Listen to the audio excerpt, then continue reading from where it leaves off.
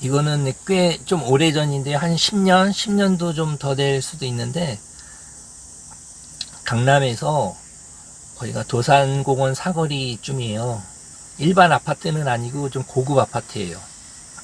그냥 일반적인 그런 아파트 말고 되게 비싼 고급 아파트 앞에서 할머니하고 30대 여자가 탔어요. 친정 엄마하고 딸이에요.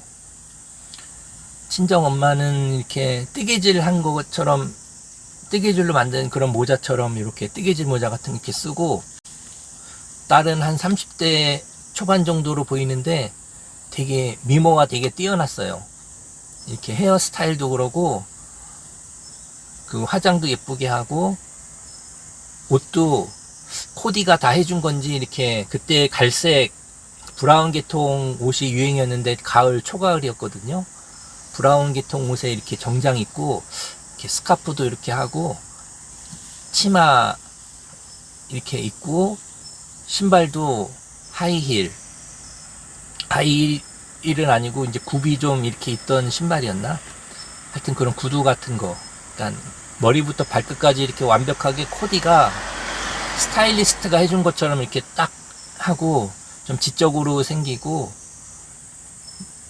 좀 대학도 나오고 외국에 유학도 갔다 오고 그런 것처럼 보이는 좀 지적인, 미모도 예쁘고 그런 분이었는데 타가지고 이제 제가 그걸 자세히 본 거는 엄마가 저한테 얘기를 하면서부터 이제 자세히 본 거죠. 타자마자 외모를 제가 이렇게 막 훑어본 건 아니고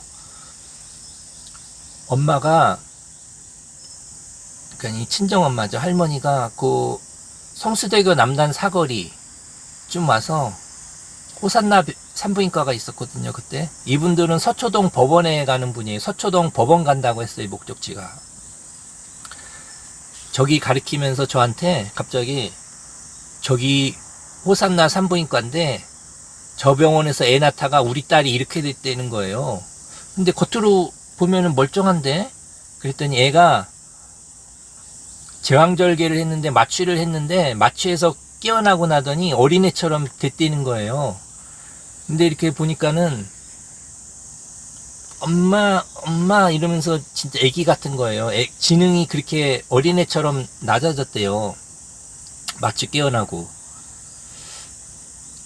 근데 환자 같으면은 하얀 운동화 그냥 편한 신발 신고 이렇게 해도 되는데 신발까지 이렇게 다 그렇게 했더라고요. 근데 서초동 법원을 가는 게 아니라 서초동에 있는 변호사 사무실을 간대요. 그러니까 처음 가는 게 아니라 여러 번 갔는데 오늘 일주일에 한 번, 두 번씩 가는데 오늘이 거기 변호사 사무실 또 가는 날이라고 소송 중이라는 거예요. 의료소송. 그래서 호산나 산부인과인데 지금도 아마 호산나 병원 있을 건데 옛날에는 호산나 산부인과라고 간판이 세로 이렇게 크게 돼 있고 가로 간판도 크게 이렇게 호산나 산부인과, 옛날에는 큰 병원이었었나 봐요. 산부인과가 분만도 하고. 근데 지금은 호산나 병원인데 과가 여러 가지 뭐 산부인과도 있고 뭐 내과도 있고 여러 개 있는, 그러니까 같은 병원이 아닐 수도 있어요. 지금은 의사도 바뀌고. 그리고 지금은 분만 같은 거 하려고 하면은 대학병원이나 이렇게 산부인과 전문의가 있는 한 10명 정도 되는, 10명 이상 있는 큰 병원에 가서 하지, 이렇게 동네 산부인과에서는 분만 안 합니다. 그러니까는 같은 병원, 같은 의사가 아니니까는 오해하지 마시고, 그때는 하여튼 호산나 산부인과가 있었어요. 그래서 거기 가리키면서 저 병원에서 멀쩡한 애를 이렇게 만들었다고 의료소송 하는 거라고, 하는 중이라고 그러는 거예요. 근데 이 여자분이 엄마 나 초콜릿 먹고 싶어 막 이렇게 얘기하는 거예요.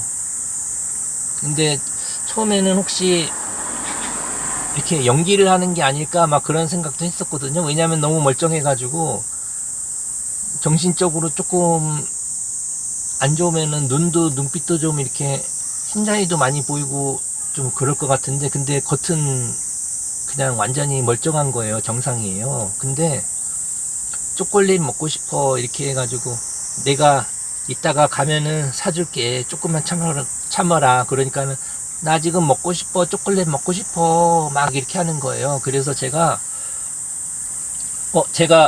초콜릿 하나 사줄게요 그랬어요. 제가 사줄게 그랬더니 괜찮대요. 그러니까 아니라고, 금방 살 수 있다고. 편의점에서 사는 거면은 시간이 좀 걸릴 수도 있는데 1분 뭐 2분 걸릴 수도 있는데, 버스 가판대가 있었어요. 그때는 버스 정류장에 이렇게 가판대 있잖아요. 거기 가면은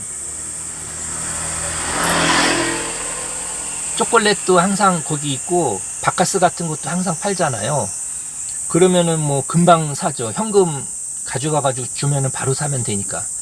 그래서 비상등 켜고 초콜릿 금방 사올게요 제가요. 가판대 앞에 딱 세우고 가서 1,000원짜리랑 잔돈까지 시간 빨리 절약하려고 준비해가지고 딱 가서 초콜릿을, 가나 초콜릿이 이렇게 작은 것도 있고 좀 큰 것도 있고 그런데 아마 제가 큰 거 산 것 같아요. 이렇게 해가지고 초콜릿, 이거는 제가 사드리는 거라고 초콜릿을 이렇게 주니까 이 여자는 안 봐, 무서워하면서 이러면서 이러면서 안 받는 거예요. 그러니까는 엄마가 초콜릿을 대신 받아가지고 이렇게 주니까는 초콜릿을 엄마한테 받으면서 초콜릿이다 와 그러는 거예요.